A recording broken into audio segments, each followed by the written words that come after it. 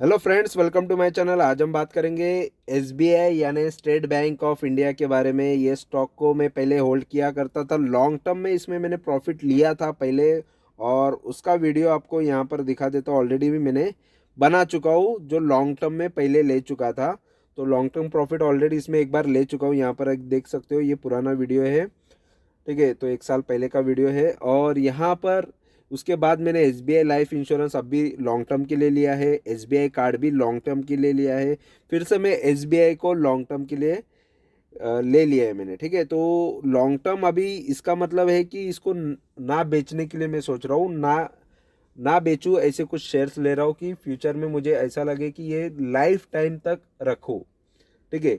तो इसको कभी लाइफ में नहीं बेचना है। ऐसे स्टॉक में अलग से पोर्टफोलियो बना रहा हूँ जिसके अंदर एसबीआई भी शामिल है, ठीक है। और ये गवर्नमेंट बैंक में टॉप की बैंक है, स्टेट बैंक ऑफ इंडिया। और एक टाइम पे ये अच्छे भाव पे भी मेरे पास था, अभी तक रखा रहता तो थोड़े अच्छे और रिटर्न मिल जाते। लेकिन क्या अगर देखा जाए तो मोस्ट ऑफ जो रिटर्न्स रहते हैं, एवरेज रिटर्न, एनुअल रिटर्न अगर देखा जाए तो कितने होते हैं, तो एक मिनिमम परसेंटेज ही होता है। तो यहाँ पर हम देखेंगे कि कितने प्रतिशत ये सालाना रिटर्न देता है, मतलब इसका सीएजीआर क्या है, तो उससे हमको अंदाज़ा लग जाएगा कि हमने कितना रिटर्न मिस किया, ठीक है।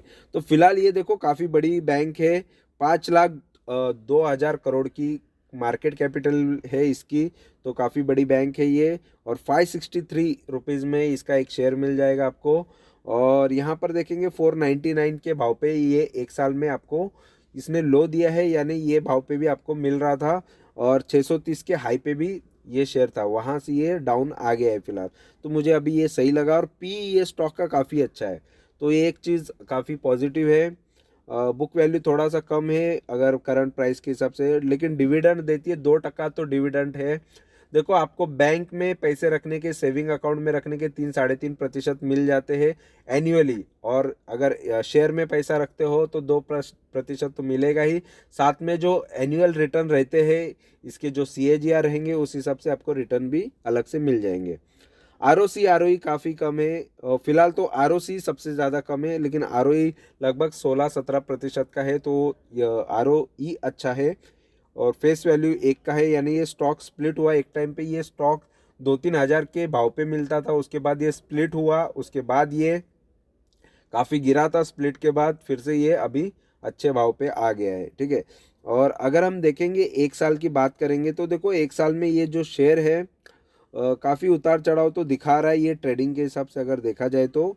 और 3 साल में देखेंगे तो 3 साल में काफ़ी अच्छे ऊपर की तरफ जाता हुआ चार्ट नज़र आ रहा है। यानी ये शेयर देखो 250 रुपये के आसपास था 2020 में, 242 के आसपास, वहाँ से ये शेयर डबल तो हो गया है, ठीक है। 3 साल के अंदर डबल कर दिया इसने पैसा। और देखो 2018 में 284 के भाव पे ट्रेड कर रहा था, वहाँ से ये शेयर काफ़ी गिरा था। यहाँ पर ये लगभग 100-150 रुपये के आसपास भी, देखो 150 रुपये का भाव यहाँ पर दिखा देता हूँ, 150 रुपये के भाव पे भी ये शेयर मिलता था, ठीक है। तो वहाँ से जिसने इन्वेस्ट करके काफ़ी ज़्यादा क्वांटिटीज जिसने खरीद के रखी एसबीआई की, वो काफ़ी फ़ायदे में है, काफ़ी ज़्यादा फ़ायदे में है, तो ये चीज़ अच्छी है। और अगर 10 साल पुरानी बात करेंगे तो 10 साल में देखो वो टाइम पे भी यही भाव था, 147 के आसपास था। उसके बाद ये अभी मिल गया था 2020 में भाव, ठीक है। तो वो टाइम पे भी जिसने लिया रहेगा, क्वांटिटीज़ बढ़ाने का मेरा तो यही मानना रहता है, अगर लॉन्ग जा रहे हो तो क्वांटिटीज़ एडिशन करते जाओ जब जब इसका भाव थोड़ा कम मिले, तो इस तरीके का करोगे तो अच्छा, स्टॉक की क्वांटिटी ज़्यादा होने से प्रॉफिट भी ज़्यादा हो जाता है। यहाँ पर देखेंगे तो देखो 63 रुपीज़ का एक टाइम पे था 2005 के टाइम पे, तब से ये अप डाउन करते करते ये स्टॉक तो ऊपर की तरफ ही गया है, ठीक है। और अगर हम यहाँ पर इसके पॉजिटिव नेगेटिव चीज़ें देखेंगे तो इसमें हमको इसका स्टॉक का प्रॉफिट सीएजीआर अच्छा है, प्रॉफिट ग्रोथ अच्छा है, सीएजीआर काफ़ी अच्छा है इसका 5 साल का। और हेल्दी डिविडेंड देती है कंपनी। और यहाँ पर कैपिटल, यहाँ पर ये क्या बता रहा है, वर्किंग कैपिटल में भी अच्छा यहाँ पर इम्प्रूवमेंट यहाँ पर देखने मिल रहा है, जो अच्छी खासी बात है। और यहाँ पर अगर हम देखेंगे तो नेगेटिव चीज़ें इसमें, इसका लो इंटरेस्ट कवरेज रेशियो है। तो देखो बैंकों पर लोन होता ही है, क्योंकि बैंक पब्लिक से भी पैसा लेती है, बड़े बैंकों से, गवर्नमेंट से भी पैसा लेती है, तो वो लोन के इसमें होता है, रूप में होता है, तो लोन उन पर हमेशा ज़्यादा होता है। और अगर हम देखेंगे इसका जो सेल्स देखेंगे तो डिले और पुअर सेल्स ग्रोथ बता रहा है, सेल्स ग्रोथ जो है, लेकिन प्रॉफिट ग्रोथ अच्छा है, सेल्स ग्रोथ थोड़ा खराब है। ठीक है। और कंपनी के लो रिटर्न ऑन इक्विटी है, रिटर्न ऑन इक्विटी हमने देख लिया है, तो इतनी ज़्यादा लास्ट 3 साल से इसके रिटर्न ऑन इक्विटी कम है। और कंटिंजेंट लायबिलिटी देखो 19 लाख करोड़ का लायबिलिटीज़ है कंपनी पर। ठीक है, 5 लाख करोड़ की तो कंपनी है और यहाँ पर 19 लाख करोड़ का तो लायबिलिटी है, कंटिंजेंट लायबिलिटी। और company might be capitalising interest cost, तो ये पॉइंट उसमें आता है जिस पर कंपनी का इनकम कम है और लोन ज़्यादा हो। ठीक है। और यहाँ पर अगर हम देखेंगे तो कंपनी में अदर इनकम के थ्रू भी 1,42,000 रुपीज़ आते हैं। देखो बैंकों में पीयर कंपैरिजन में अगर देखेंगे तो ये पब्लिक सेक्टर यानी गवर्नमेंट कंपनी है, गवर्नमेंट बैंक है, और ये टॉप पे आती है। ठीक है। और सबसे ऊपर पे ये 5 लाख करोड़ की, उसके बाद सेकंड नंबर पे बैंक ऑफ बड़ौदा है, 1 लाख करोड़ की कंपनी। उसके बाद पंजाब नेशनल बैंक है जो 85,000 करोड़ की है, यूनियन बैंक है 80,000 करोड़ की है मार्केट कैपिटल।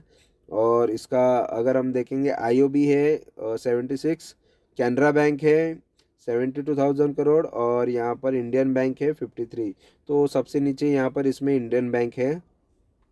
क्वार्टरली रिजल्ट्स देखेंगे तो देखो 2020 से 70,000 करोड़ का सेल कर रही थी, यानी रेवेन्यू जनरेट कर रही थी, और अभी देखेंगे तो 1 लाख करोड़ का, 1,07,000 करोड़ का कंपनी रेवेन्यू जनरेट कर रही है। ठीक है।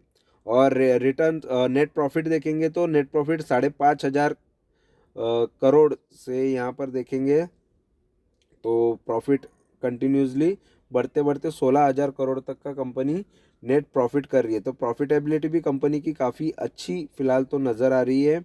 ठीक है। तो यहाँ पर मेजॉरिटी जो प्रॉफिट जो हमको नज़र आ रहा है, तो यहाँ पर ये अदर इनकम के वजह से ज़्यादा नज़र आ रहा है। ठीक है। और अगर हम देखेंगे तो अगर हम प्रॉफिट एंड लॉस की बात करेंगे तो देखो 2012 से कंपनी का 1,47,000 करोड़ का रेवेन्यू था, वहाँ से इसका कंटिन्यू रेवेन्यू बढ़ते जा रहा है और 3.5 लाख करोड़ का रेवेन्यू जनरेट कर रही है कंपनी। ठीक है, यानी बैंक। और नेट प्रॉफिट है 15,900 करोड़ से यहाँ पर प्रॉफिट 57,000 करोड़ तक पहुँचा है, 57,750 करोड़ का नेट प्रॉफिट है। तो प्रॉफिटेबिलिटी भी अच्छी है। यहाँ पर मेजॉरिटी प्रॉफिट अदर इनकम के वजह से आ रहा है। ठीक है, अदर इनकम ना हो तो प्रॉफिट आपको नज़र नहीं आएगा। तो दोस्तों स्टॉक का CAGR अगर हम बात करेंगे तो देखो 10 साल से 12% सालाना रिटर्न दे रहा है, 5 साल से 15% सालाना रिटर्न है, 3 साल से 33% है, और 1 साल में जस्ट ये 7% गिरा है। तो गिरावट में अभी ये मिल रहा है। ठीक है।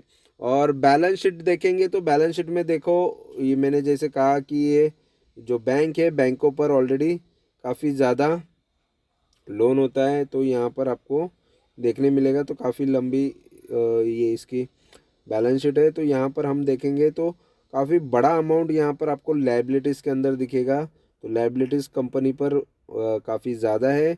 और बोरोइंग देखोगे तो देखो यहाँ पर 49 लैक्स की बोरोइंग है, जिसके अंदर क्या क्या आता है तो यहाँ पर ये डिटेल्स होती है। तो लॉन्ग टर्म बोरोइंग फ़िलहाल तो ज़ीरो है, अदर बोरोइंग्स जो है वो यहाँ पर इतनी ज़्यादा है, और अदर लायबिलिटीज़ भी है 6 लाख करोड़ की।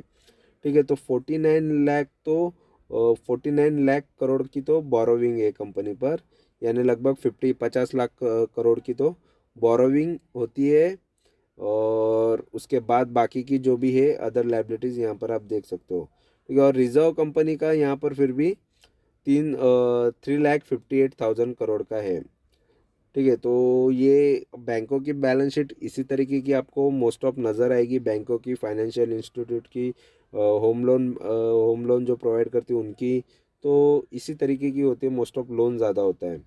और अगर हम देखेंगे शेयर होल्डिंग पैटर्न की बात करेंगे तो देखो सबसे ज़्यादा शेयर प्रमोटर के पास है, 57% से ज़्यादा है। फॉरेन के इन्वेस्टर भी इसमें ज़्यादा इंटरेस्टेड होते हैं टॉप की बैंकों के अंदर। तो जैसे इसमें 10.72% फॉरेन के इन्वेस्टर का लगा है पैसा। DIS का यहाँ पर देखो 24% पैसा है, और गवर्नमेंट का यहाँ पर थोड़ा बहुत है, यहाँ पर। और ये अगर हम पब्लिक का देखेंगे तो पब्लिक में यहाँ पर 7.41 है, तो पब्लिक के पास ये कम शेयर है। और प्रमोटर्स में देखो, ये प्रेसिडेंट ऑफ इंडिया का ये होता है, यानी ये गवर्नमेंट का कंपनी है, ठीक है। और यहाँ पर अगर हम देखेंगे तो फिलहाल स्टॉक फंडामेंटली तो देखो काफ़ी अच्छा ही है। बड़ा बैंक है और बैंक गवर्नमेंट बैंक है, तो गवर्नमेंट हमेशा फाइनेंशियल्स बैंक को या फाइनेंशियल इंस्टीट्यूट को थोड़ा आगे ही लेके जाना चाहती है उनकी अगर हो तो। मोस्ट ऑफ देखो इनकी जितनी अलग अलग ब्रांचेस थी, अलग अलग नाम से जो बैंक्स थी, एसबीआई ने उनको सारे को मर्ज किया है, जो अलग अलग स्टेट में थी, ठीक है। जैसे स्टेट बैंक ऑफ अलग कोई हैदराबाद होगी या कोई अलग चीज़ होगी, तो वो उन सबको स्टेट बैंक ऑफ इंडिया के अंदर लिया गया है, ठीक है। तो इस तरीके से पूरे कम्प्लीटली मर्ज होने के बाद ये अभी और भी बड़ी बैंक बन गई है। तो फिलहाल यहाँ पर बैंक तो अच्छा है, लॉन्ग टर्म के लिए मैंने लिया है। और इसमें लॉन्ग टर्म में जो भी रिटर्न्स आएंगे या जो भी चीज़ होगी, इसमें मैं कम्प्लीटली डिटेल दूंगा, जो भी अपडेट आएगा उसके बारे में भी दूंगा। और जो नए स्टॉक ले रहा हूँ या जो पुराने स्टॉक बेच रहा हूँ उसके बारे में भी इंफॉर्मेशन मैं देते जाता हूँ। जो ट्रेडिंग के लिए कुछ अलग पोर्टफोलियो जिसमें ट्रेडिंग ही होती है, और कुछ लॉन्ग टर्म के लिए बनाया है, कुछ पेनी स्टॉक के लिए भी एक अलग पोर्टफोलियो बनाया है, तो उन सब की इन्फॉर्मेशन मेरे चैनल पे आपको मिल जाएगी। चैनल को सब्सक्राइब करके रखना है, और वीडियो अच्छा लगा है तो ज़रूर लाइक करना है, दोस्तों के साथ शेयर करना है। और टेलीग्राम चैनल पे सबसे पहले अपडेट आता है, तो वहाँ पर भी आपको जो बाई में करता हूँ, जो सेल करता हूँ, उसकी इन्फॉर्मेशन सबसे पहले टेलीग्राम पे देता हूँ, बाद में वीडियो आराम से बनाता हूँ, ठीक है। तो वीडियो अच्छा लगा है तो ज़रूर चैनल को सब्सक्राइब करो, लाइक करो, कमेंट करो, दोस्तों के साथ शेयर करो।